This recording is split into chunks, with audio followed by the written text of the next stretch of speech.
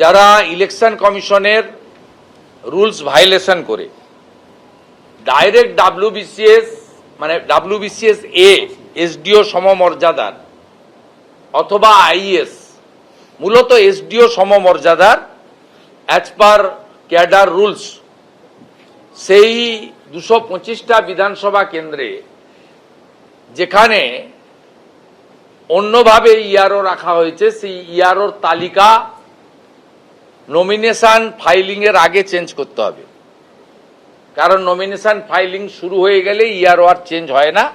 তারা কাউন্টিং পর্যন্ত দায়িত্ব থাকেন, সার্টিফিকেট ডিস্ট্রিবিউশন পর্যন্ত, declaration of the result and hand over to the certificate. এই বিষয়গুলোর উপরে আমরা বলেছি, এই বিষয়গুলো হচ্ছে জেনারেল বিষয়। এর সঙ্গে সুপ্রিম কোর্টের এসআইআর সংক্রান্ত যে হস্তক্ষেপ বা রায় বা মন্তব্য বা অ্যাডভাইস বা অবজারভেশনের কোনো সম্পর্ক নেই। এটা ইলেকশন কমিশনের সংবিধান প্রদত্ত অধিকারের মধ্যে পড়ে, এই জায়গাটা আমরা বলেছি। এরপরে আমরা আরেকটা বিষয় তুলে ধরেছি, যদিও সিও সেখানে অথরিটি ছিলেন না বা ইলেকশন কমিশন, কিন্তু গতকাল মাননীয় কলকাতা হাইকোর্টের প্রধান বিচারপতির অফিসে যে মিটিংটা হয়েছিল সেখানে একজন রিটায়ার্ড এমপ্লয়ি যিনি কন্ট্রাকচুয়াল জব করছেন মুখ্যমন্ত্রীর অ্যাডভাইসার হিসেবে, x chief secretary Manoj Pant যান কি করে। ইতিমধ্যে ভারতীয় জনতা পার্টির বরিষ্ঠ নেতা কেন্দ্রের রাষ্ট্রমন্ত্রী ডক্টর সুকান্ত মজুমদার আপনাদের মাধ্যমে দাবি করেছেন যে মনোজ পন্থকে কেন গ্রেফতার নয়। আমি ওই বিষয়ে আমরা সিওকে বলেছি যে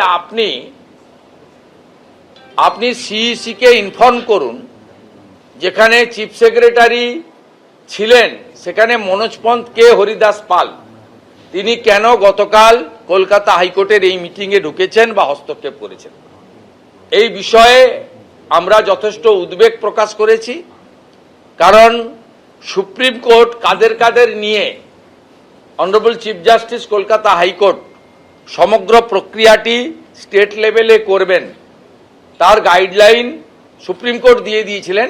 সেখানে কিন্তু কোনো রিটায়ার্ড লোক বা এইরকম কন্ট্রাকচুয়াল রাজ্য সরকারের অ্যাডভাইসার কাম এমপ্লয়ি থাকতে পারেন না, কারণ আজকে মনোজ পন্থের কোনো লোকাস স্ট্যান্ডি সে অর্থে সরকারের নেই।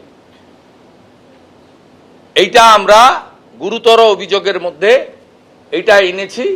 এর বিরুদ্ধে ব্যবস্থা যদি গ্রহণ না করেন আমরাও সিইসির দৃষ্টি আকর্ষণ করব। এবিপি আনন্দ, এগিয়ে থাকে, এগিয়ে রাখে।